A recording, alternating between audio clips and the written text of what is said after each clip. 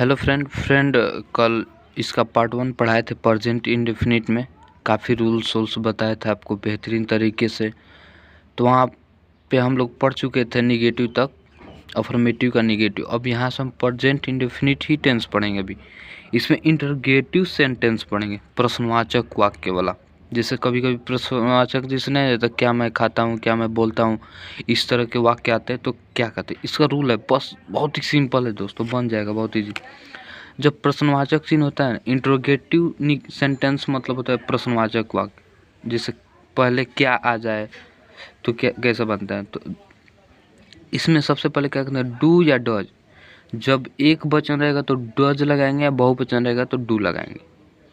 तो डू या डज, उसके बाद से प्लस सब्जेक्ट लिखेंगे प्लस क्रिया का फर्स्ट फॉर्म, उसके बाद से हम प्रश्नवाचक चिन्ह लगाते हैं। इसमें एक और होता है इंट्रोगेटिव निगेटिव सेंटेंस। तो इसमें क्या आता है, मान लीजिए मैं खाता हूँ, इसमें आ जा क्या मैं नहीं खाता हूँ, तो निगेटिव मतलब नहीं दिखाता, निगेटिव मतलब नकारात्मक किस चीज़ को नहीं कर रहा। तो इसमें क्या करेंगे, इसमें भी डू या डज, वाक्य के हिसाब से डू या डज, उसके बाद से सब्जेक्ट। इसमें कुछ नहीं करना, सब्जेक्ट के बाद तुरंत नॉट लगा देना है, अब प्लस क्रिया फर्स्ट फॉर्म, उसके बाद से प्रश्नवाचक चिन्ह। तो टेंस बनाना बहुत आसान है। बस जिस दिन आप समझ जाएंगे ना उसमें क्रिया क्या है, वो ऑब्जेक्ट क्या है, सब्जेक्ट क्या है, तो इजीली बन जाता है। आइए कुछ एग्जाम्पल दिखाते हैं आपको। तो ये रहे कुछ एग्जाम्पल्स। जैसे रूल हमारा ये है, इंट्रोगेटिव निगेटिव में और इंट्रोगेटिव सेंटेंस में निगेटिव आ जाएगा तो सब्जेक्ट के बाद नॉट लगा देंगे।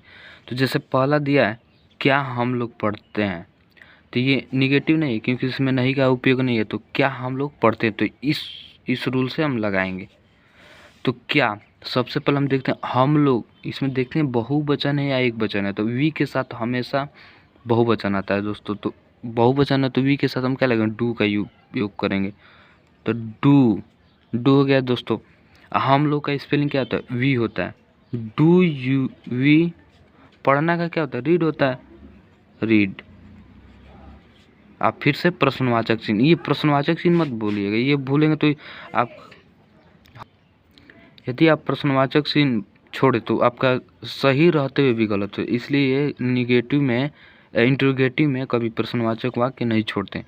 तो देखिए कितना इजी, क्या हम लोग पढ़ते हैं। तो सबसे पहले देखेंगे एक वचन है या बहुवचन है, सिंगुलर है या प्लूरल, उसके हिसाब से डू या डज लगाएंगे। उसके बाद से सब्जेक्ट, हम लोग यानी कोई जो काम करता है उसको हम सब्जेक्ट बोलते हैं दोस्तों। और सब्जेक्ट के बाद से क्या होता है, वर्ब, ये क्रिया होता है, किस पे काम हो रहा है, काम किस पे हो रहा है, पढ़ना काम है, तो ये हमारा वर्ब हो जाएगा। तो उसी तरह दूसरा देखिए, क्या वे पढ़ते हैं, क्या वे, तो वे, इसमें वे कोई इंसान है तो ये क्या हो जाएगा, सब्जेक्ट हो जाएगा। अब पढ़ना क्या है, ये क्रिया है, पढ़ना मतलब कोई काम है ना, क्रिया मतलब क्या है, काम। तो ये हमारा काम है तो इसको वर्ब कहेंगे। वर्ब मतलब क्रिया होता है। तो क्या, वे, तो वे हमेशा दोस्तों ये बहुवचन में प्लूरल होता है, ठीक है, प्लूरल। तो प्लूरल के साथ हम क्या लगाएंगे, हमेशा डू लगाएंगे। तो डू, और उसके बाद सब्जेक्ट क्या हो जाएगा, दे माने वे होता है।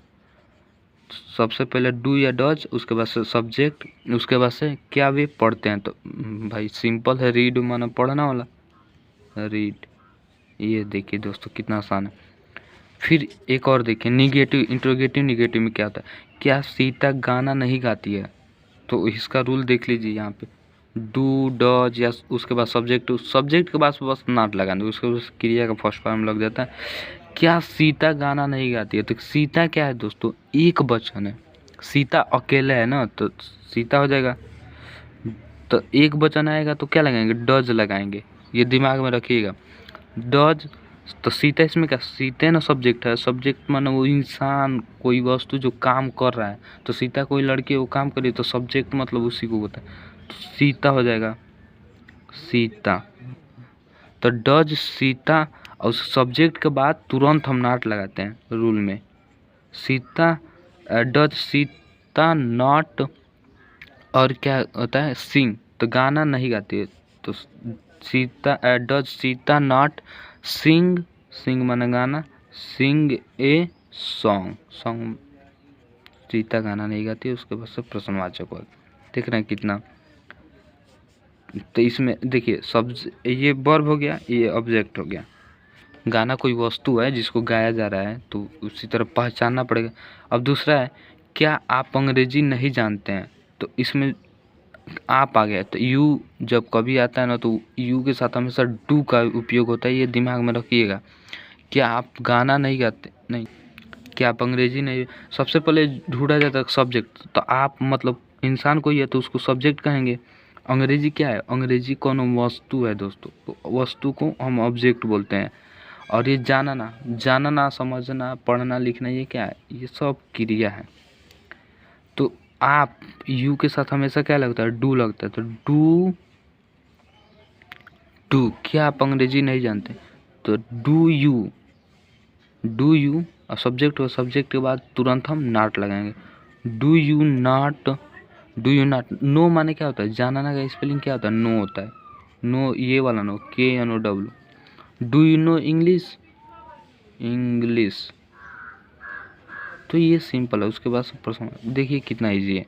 तो 4 एग्जाम्पल दिए हैं, और अब इसके बाद हम दूसरा चीज़ बताने जा रहे हैं इसी में। अब इसी में एक चीज़ ये भी आता है दोस्तों, जैसे कभी कभी वाक्य में नहीं आता है आप कहाँ जा रहे हैं, वे लोग कहाँ पढ़ रहे हैं, जब बीच में कोई वाट वेन आता है। जैसे जब कभी प्रश्नवाचक वाक्य में कब, क्यों, कैसे, कहाँ, जहाँ इत्यादि शब्द आता है, तो उसको कैसे बनाते हैं। जैसे हम लोग इंग्लिश का बुक पढ़ते तो उसमें नहीं आता है व्हाट इज़ योर नेम, आप कहाँ रहते हैं, दिस आप क्या करते हैं, बीच में आ जाता है। तो उसको बनाने का रूल बहुत ही आसान है दोस्तों। सबसे पहले जैसे कब, क्यों, कैसे आ जाए ना, तो सबसे पहले हम उसका लिखते हैं। व्हाट माने क्या, वेन माने कब, वेयर माने कहाँ, वाई माने क्यों। इन सब काम सबसे पहले मीनिंग लिखेंगे, प्लस अब सब्जेक्ट के हिसाब, वाक्य के हिसाब से एक वचन या बहुवचन, उसके बाद हम डू या डज लगाएंगे, उसके बाद से सब्जेक्ट लगाएंगे। यदि निगेटिव नहीं है तो सब्जेक्ट लगाने के बाद सीधा हम वर्ब लिख देंगे, सब्जेक्ट लगाने के बाद वर्ब लगा देंगे, उसके बाद प्रश्नवाचक जीट। यदि निगेटिव है तो सब्जेक्ट के तुरंत बाद किसी भी सेंटेंस को बनाने के लिए सब्जेक्ट के बाद हम तुरंत नॉट का यूज करते हैं। यदि निगेटिव आएगा तो नॉट लगाएंगे, और निगेटिव नहीं आएगा तो सब्जेक्ट के बाद हम ये लिख देंगे, वर्ब लिख देंगे। तो ये बहुत आसान होता है, मैं बता रहा हूँ आपको बेहतरीन तरीके से, खूब बढ़िया एग्जाम्पल दे रहा हूँ। कम से कम 7-8 एग्जाम्पल बताऊँगा, आपका क्लियर हो जाएगा।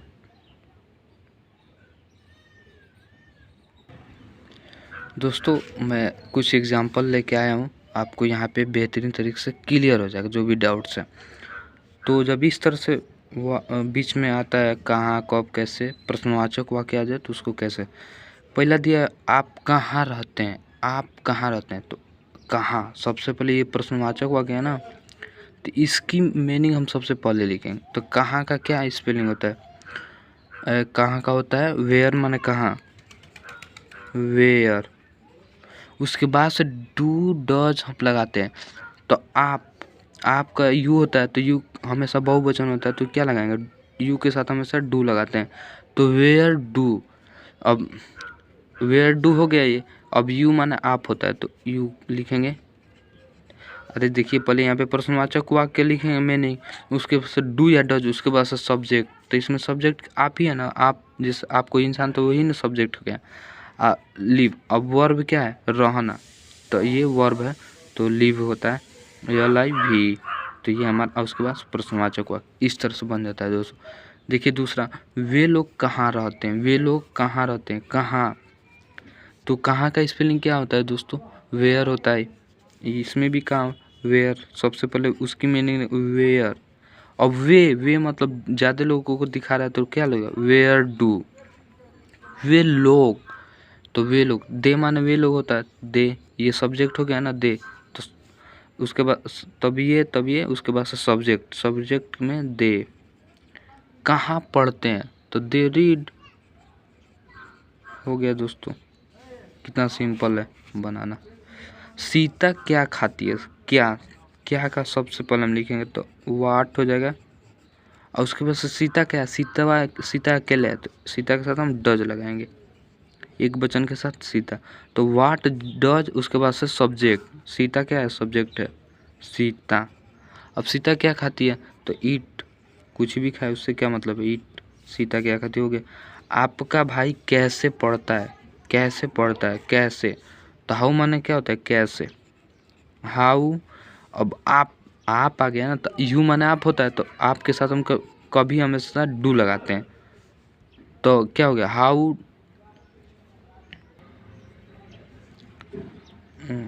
डू हाउ डू योर माने तुम्हारा होता है,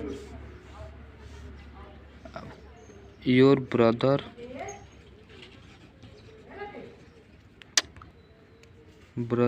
रीड।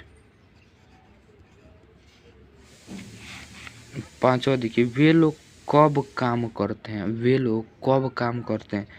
तो कब का क्या होता है दोस्तों, कब का होता है वेन मिस होता है कब। ये मैं पूरा लिखवा दूंगा, ये वाट वेयर जितना है। तो वे मतलब कब होता है, वे है ना, तो वे के साथ हमेशा डू लगता है दोस्तों, डू। तो वेन डू, सब्जेक्ट क्या है, दे है, तो उसके बाद से सब्जेक्ट दे। वे लोग कब काम करते हैं, तो when do they work. Work मतलब क्या होता है, काम। तो ये वर्क इस तरह से हो गया। अब इसी का ये हम देखते हैं निगेटिव। इसमें देखिए निगेटिव नहीं थे तो सब्जेक्ट के बाद हम सीधे वर्ब लिख दे। अब निगेटिव आएगा तो सब्जेक्ट के बाद तुरंत हम नॉट लगाते हैं। सब्जेक्ट जैसे आएगा उसके बाद नॉट। जैसे तुम क्यों नहीं पढ़ते हो, तुम क्यों नहीं पढ़ते हो, तो क्यों का स्पेलिंग हम सबसे पहले लिखें। तो क्यों का स्पेलिंग था वाई, वाई हो गया। अब तुम है तो वाई के साथ हमेशा डू लगता है, यू के साथ तुम है ना, सब्जेक्ट ये है, तो एक बहुवचन दिखा रहा है तो डू, वाई डू, उसके बाद से सब्जेक्ट वाई डू यू, उसके बाद से इसमें नहीं है ना निगेटिव, तो सब्जेक्ट के बाद क्या करते हैं, नॉट लगाते हैं। तो why do you not read, उसके बाद सब प्रश्नवाचक है। कितना सिंपल। इसमें सीता गाना क्यों नहीं गाती है, क्यों नहीं गाती है, तो निगेटिव है, तो क्यों का सबसे पहले लिखेंगे। तो वाई माने क्यों होता है, तो वाई, अब सीता अकेले है तो डज लगाएंगे, वाई डज सीता, सीता क्या है, सब्जेक्ट है ना, तो Sita. Why does Sita not, Sita के बाद सब्जेक्ट के बाद तुरंत नॉट, तो why does Sita not singing a song, sing a song होता है। अब देखिए दोस्तों आठवां, बच्चे क्यों नहीं आते हैं, बच्चे क्यों नहीं आते, तो बच्चे का अब क्यों, सबसे पहले हम क्यों का लिखेंगे, तो क्यों का मीनिंग होता है वाई, उसके बाद से बच्चे, तो बच्चे एक वचन के बहुवचन है दोस्तों, तो बच्चे है ना, बच्चे ज़्यादा होते हैं, अकेले है नहीं, तो बहुवचन के साथ हमेशा जब दो या दो से अधिक चीज़ लाएगा तो वहाँ पे डू लगेगा, जब अकेला आदमी रहेगा तो डज लगेगा। तो वाई डू चिल्ड्रेन, सब्जेक्ट ये बच्चे हैं ना, तो why do children why do children, अब सब्जेक्ट के बाद क्या लगाना नहीं है, तो सब्जेक्ट के बाद not, why do children not come, माने क्या होता है, आना, तो कम, उसके बाद सब प्रश्नवाचक वाक्य। एक और एग्जांपल देखते हैं, आपकी गाय दूध क्यों नहीं देती है, तो क्यों, तो सबसे पहले वाई, अब आपकी मतलब आपकी गाय, तो इसमें आप दिखा तो यू के साथ क्या लगता है, आप, यू माने आप होता है, तो आपके साथ डू लगता है। Why do you not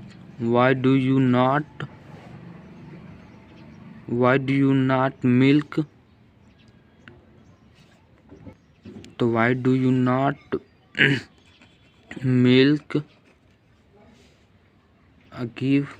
give माने देना, योर काउ, इसके बाद से प्रश्नवाचक। अब इस तरह से ये इसमें का पूरा ख़त्म हो गया दोस्तों टेंस। अब आगे हम बताएंगे प्रेजेंट कंटिन्यूअस। तो वीडियो अच्छा लगे तो लाइक करें, सब्सक्राइब, समझ में आया होगा आपको।